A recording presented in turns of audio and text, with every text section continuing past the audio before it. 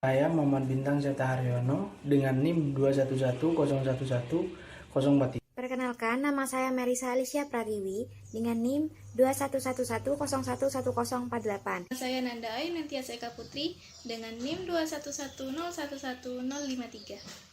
Saya Alia Ramadhani, NIM 211011060. Saya Hera Puspita Anggraini, NIM 211011082. Kenalkan, nama saya Vera Rizka dengan NIM 211011052.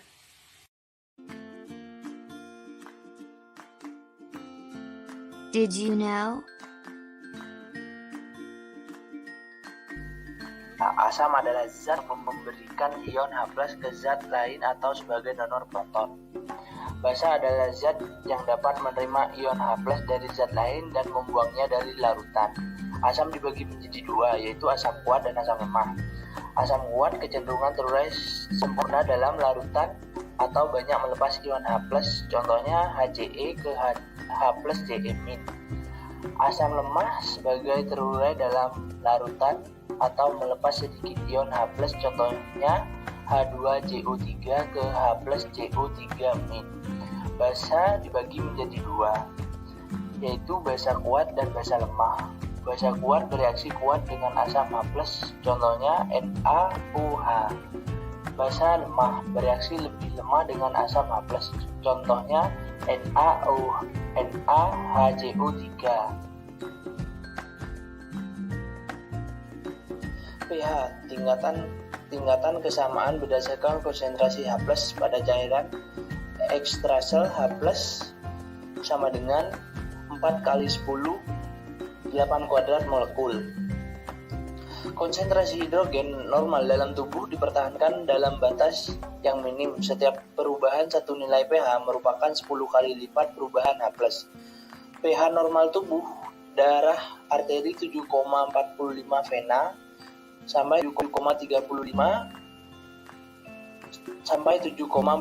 Rata-rata batas pH yang masih bisa dijangkau tubuh tetapi harus dengan waktu cepat 6,8 sampai 8,0. Kurang atau lebih itu manusia akan mati. Pengaruh perubahan H+ ada 3. Yang pertama, perubahan eksitabilitas saraf dan otot.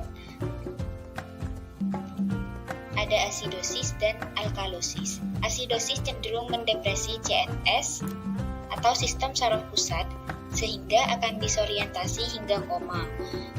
Selanjutnya ada alkalosis. Alkalosis menimbulkan overeksitabilitas CNS sehingga akan kesemutan, spasme otot, kejang, dan cemas berlebih.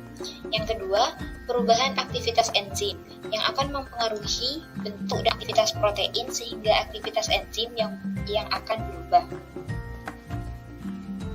3. Perubahan H+. Mempengaruhi K+ saat sekresi H+ meningkat pada asidosis, maka sedikit K+ yang disekresi sehingga K+ ditahan dan asidosis mengalami hipertelemia. Produksi H+. Produksi H+ sendiri ada 3. Input H+ sama dengan output H+ konstan. Yang kedua, ada input sebagian besar dari aktivitas metabolik, sedikit pelepasan H+ pada makanan. Contoh, makan asam sitrat pada jeruk. 3. Komponen input H+. Pembentukan asam karbonat, sumber utama H+ dari hasil produksi CO2 hasil metabolik. CO2 plus H2 menjadi H2 CO3 menjadi H plus HCO3-. CO2 plus H2O akan diakselerasi oleh enzim karbonik anhydrase atau Ca yang banyak pada darah merah. Sel tubulus ginjal sebagai proses yang lambat bisa menjadi cepat. CO2 plus H2O menjadi H plus HCO3-. Konsentrasi CO2 akan mempengaruhi H+. Produksi asam inorganik dari pemecahan nutrisi. Molekul protein yang kaya sulfur dan fosfor yang merupakan asam moderat dapat melepaskan H+ pemecahan buah dan sayur. Produksi basa netralisasi asam dari daging dan protein. ketiga, asam organik dari metabolit intermediate. Beberapa asam organik diproduksi sebagai intermediate metabolisme. Misalnya, asam lemak selama metabolisme lemak, asam laktat selama latihan berat. Asam ini akan terdisosiasi sebagai H+ walaupun tidak banyak. Bagaimana tubuh dalam menjaga perubahan H+?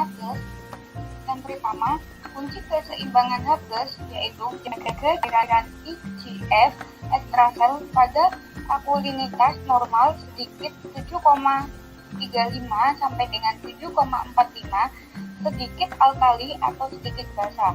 Kemudian H+ bebas yang dihasilkan X harus dieliminasi sebagai pH tetap normal. Mekanisme terhadap perubahan H+ yang mengatur asam basa tubuh. Yang pertama yaitu sistem buffer kimia, yang kedua mekanisme respirasi, yang ketiga mekanisme renal. Sistem buffer kimia yaitu campuran kimia yang minimalisir pH ketika ada asam atau basa yang ditambahkan atau dibuang sebagai sistem yang terlibat dalam reaksi reversibel. Suatu substansi dapat melepas H+ bebas ketika H+ turun dan lainnya dapat mengikat H+ bebas ketika H+ naik. Terjadi segera ketika minimalisir perubahan pH, reaksi kimia mengarah ke satu sisi sebagai kompensasi perubahan H+. Melalui mekanisme buffer, yaitu ion H+ hilang dari tubuh sampai dieliminasi, dilakukan oleh sistem lain, bukan buffer, melalui pengikatan H+ dengan salah satu buffer. Kemampuan mengikat terbatas, H+ yang ada harus dibuang oleh tubuh melalui mekanisme respirasi dan renal. Mengikat sementara sampai H+ bisa dibuang, kalau sudah dilepas lagi sampai pada keseimbangan baru. Secara umum, ada 4 sistem buffer kimia dalam tubuh kita. Yang pertama adalah sistem buffer asam karbonat bikarbonat, yang merupakan buffer utama terhadap perubahan asam non-karbonat, karena ia sendiri merupakan komponen penyusun buffer tersebut. Lalu yang kedua adalah sistem buffer protein, yang merupakan buffer intrasel paling utama.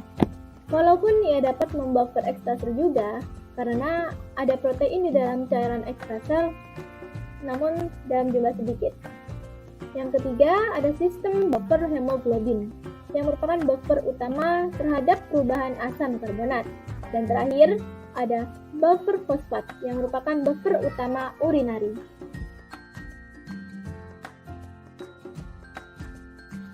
Oke, pertama kita bahas buffer asam karbonat bikarbonat, yang merupakan buffer penting pada cairan ekstrasel selain akibat fluktuasi pada karbon dioksida. Lalu, kenapa dia efektif? Karena asam karbonat dan bikarbonat selalu tersedia dalam tubuh, terutama dalam darah untuk mengatasi perubahan pH. Dan masing-masing komponen ini, asam karbonat, bikarbonat, diatur dengan baik, di mana bikarbonat diatur oleh ginjal dan asam karbonat diatur dalam sistem respirasi melalui regulasi karbon dioksida. Nah, kita bisa lihat di bawah ini, CO2 plus H2O akan diubah menjadi H2CO3. Dia dapat berubah menjadi HCO3-. Jadi, sehingga masing-masing komponen ini, CO2 dan H2O, hampir pasti selalu ada dalam darah, sehingga pasti akan selalu terbentuk. Selanjutnya ada sistem buffer protein. Protein ini merupakan suatu buffer yang sempurna karena ia memiliki grup asam dan grup basa dalam satu molekulnya yang bisa diambil atau memberikan H+ tergantung dari kondisi keasaman tubuh. Sistem ini juga sangat penting pada cairan intrasel, di mana pada cairan intrasel akan didapatkan banyak protein intrasel. Dan karena sedikitnya protein plasma pada cairan ekstrasel, maka peran buffer protein lebih sedikit pada buffer ekstrasel, jadi tetap paling banyak pada asam karbonat dan bikarbonat. Yang ketiga yaitu buffer hemoglobin. Hemoglobin buffer yang dihasilkan dari karbon dioksida hasil metabolic transit antara jaringan dan paru-paru. H+ yang dihasilkan karbon dioksida tadi akan berikatan dengan hemoglobin tereduksi dan akhirnya tidak berkontribusi lagi terhadap asiditas cairan tubuh. Kemampuan buffer yang baik ketika darah vena akan sedikit lebih asam dari darah arteri, walaupun kadar karbon dioksidanya tinggi. Inilah bagaimana hemoglobin menjadi buffer yang efektif. Yang keempat yaitu buffer fosfat. Buffer fosfat merupakan buffer penting pada urin, terdiri dari garam fosfat yang asam NaH2PO4 yang bisa mendonasikan H+ ketika basah, garam fosfat basah Na2HPO4 dapat menerima H+ ketika asam. Karena konsentrasinya di cairan ekstrasel sedikit, maka ini merupakan buffer intrasel dan urinari yang penting, yang juga dapat membuang H+ dari larutan urin, sehingga keasaman urin tidak begitu asam lagi, walaupun seharusnya urin itu sangat asam. Mekanisme kedua melalui asam basa adalah mekanisme respirasi. Respirasi nanti akan mengatur ventilasi pulmonal yang akan mensekresikan karbon dioksida, di mana kita ketahui bahwa karbon dioksida akan menghasilkan H+. Aktivitas pernafasan diatur oleh kadar H+ melalui kemoreseptor perifer. Ketika terjadi peningkatan H+, akan dikenali oleh kemoreseptor perifer yang akan menyebabkan refleks stimulasi pusat respirasi pada batang otak. Peningkatan stimulasi pusat respirasi akan meningkatkan ventilasi pulmonar melalui peningkatan laju dan kedalaman nafas, yang akhirnya akan meningkatkan ekskresi karbon dioksida dalam darah, kemudian pada paru-paru, dan keluar. Maka akan didapatkan kadar karbon dioksida yang menurun. Sementara itu, saat terjadi penurunan kadar H+, juga dikenali oleh kemoreseptor perifer.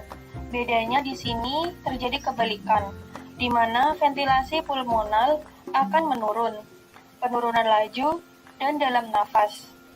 Kadar karbon dioksida yang dihasilkan lebih banyak dibandingkan dengan yang dibuang, sehingga karbon dioksida akan menjadi H+ dan HCO3-. Jadi akan mengembalikan H+. 3 mekanisme ginjal. 1. Kontrol pH melalui ekskresi H+, ekskresi HCO3, sekresi amonia. 2. Mekanisme respirasi yaitu membuang CO2 yang dihasilkan H+. 3. Eliminasi H+ yang berasal dari asam sulfurik, fosforik, laktik, dan lainnya. 4.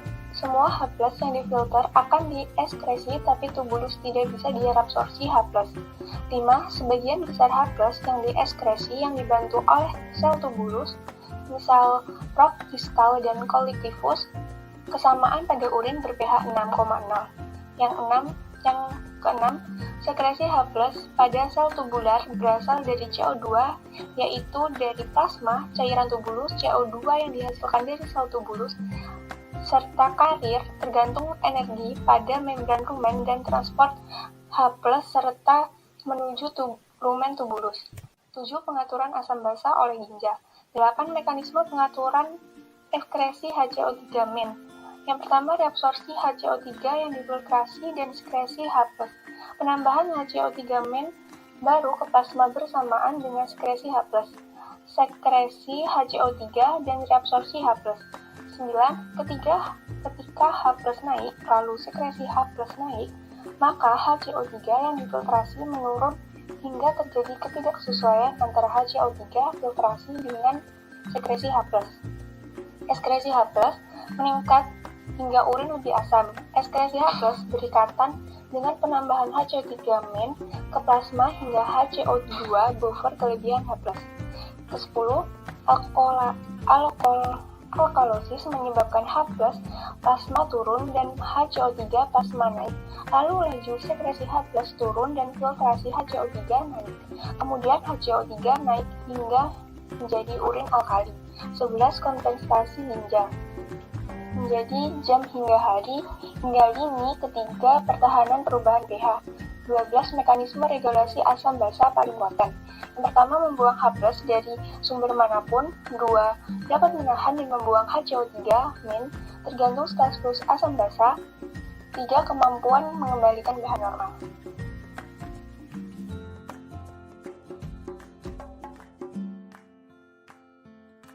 Terima kasih.